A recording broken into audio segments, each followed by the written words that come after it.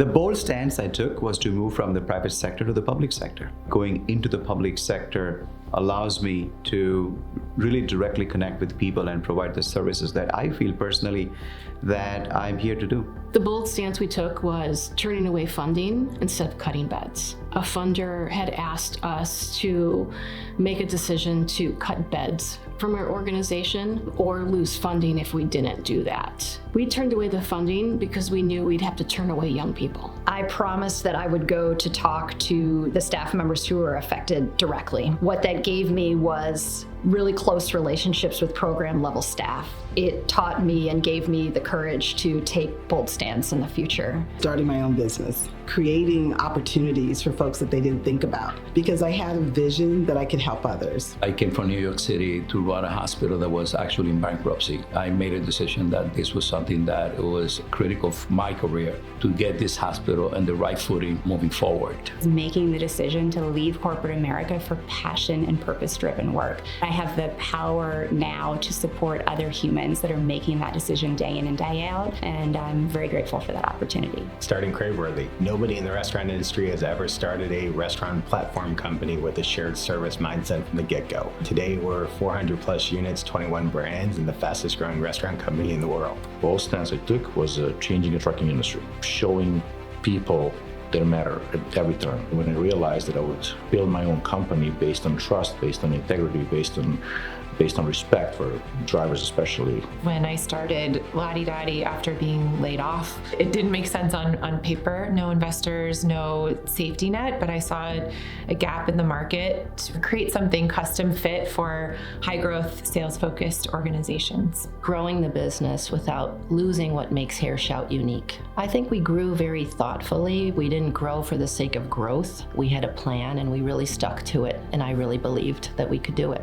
My daily habit is to lead with kindness, and every single morning to greet people on my team and to genuinely care about their lives and value them for so much more than the job they do for me. My daily habit is empowering my team. Everyone takes ownership of what they're assigned to, and they think of more creative things on how to better serve our clients. Building trust within my organization. I want my team and our employees to be comfortable asking questions and ultimately to be able to have uncomfortable, sometimes difficult conversations that are necessary. Aligning myself mentally. What are my goals? Being introspective about what I need to accomplish, and then giving gratitude for the things that I have in my life. Reflecting on our rose, thorn, and bud. What's the big opportunity that you feel like was a win? What was a growth opportunity that you want to reflect on? And what was a challenge that you had to deal with and be head on? My daily habit is focusing on other people. It's not about me, but it's about other people and the impact that I can make, whether it's my work colleagues or whether it's my clients. Setting boundaries. It allows me to have a work-life balance. So it allows me to actually relax, take time with my family, with my loved ones, with my friends. My daily habit is moving in the morning. I feel it's important to take care of mind and body first so you can take care of everything else in life. Manage every minute of the day effectively. People who can move and execute with speed, they can get a lot more things done in their lives. The daily habit that fuels my leadership is running. Just find a lot of peace and clarity in my thinking in that time. And I hope what that does is provide a model for other leaders. Remembering the why. My why is I show up every day for the young people we serve. When someone can believe in their potential and not be defined by their circumstances, all of a sudden the world opens up for them. I inspire others by sharing my story. I share my highs, I also share my lows. I become very vulnerable with them.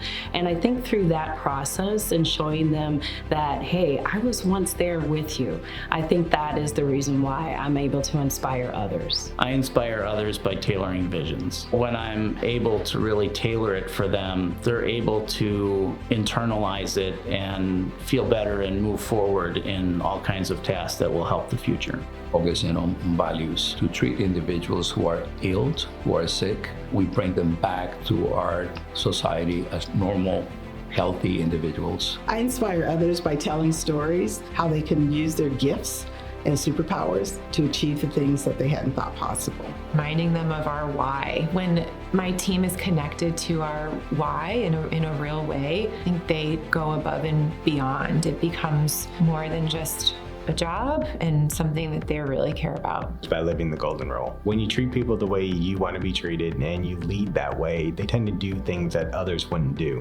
You run through walls for the people that believe in you. By transparency and honesty. If we can break down barriers by being transparent and being honest about where we are and where we're headed, that trust naturally comes from that. By embracing change. Once our clients, once the owners of these businesses see that automation can kind of reduce their risk and headaches, they kind of embrace this change. To simply share how proud I am of them. I know what they've been capable with before. I've seen their success. And with all of that, I'm really confident that they can achieve what they aspire to do. I inspire others by connecting vision to real outcomes, taking that vision and breaking it down into bits that allows you to achieve those outcomes in a way that has you meet the goals. For me, my leadership journey switched from business to purpose when I decided to lean into the Pat Tillman Foundation and I became CEO. To be able to come into the office every day and serve a community is just a great honor, and I love that I can be really focused on passionate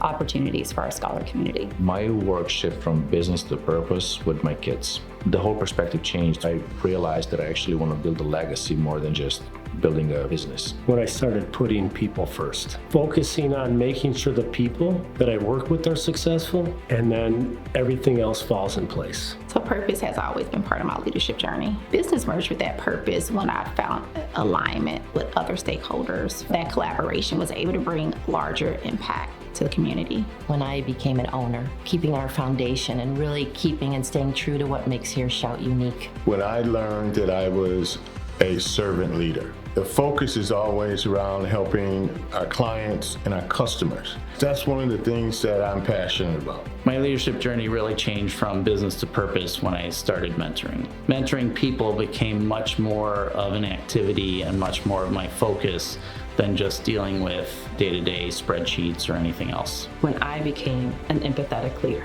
When a leader is empathetic, they are showing another person that they care about them. Not just the task, they're not a worker bee, but they're a human being. And that's to me what an empathetic leader is. When I stepped into this role as CEO in 2023, after 18 years in the company, when our president and owner of the company, who also happened to be my husband, died suddenly. I had a decision to make, and it was either close the doors or continue moving forward and honoring the people who had been on this journey with us for so long. And that became a well-defined, well-fueled purpose that went beyond it just being a business.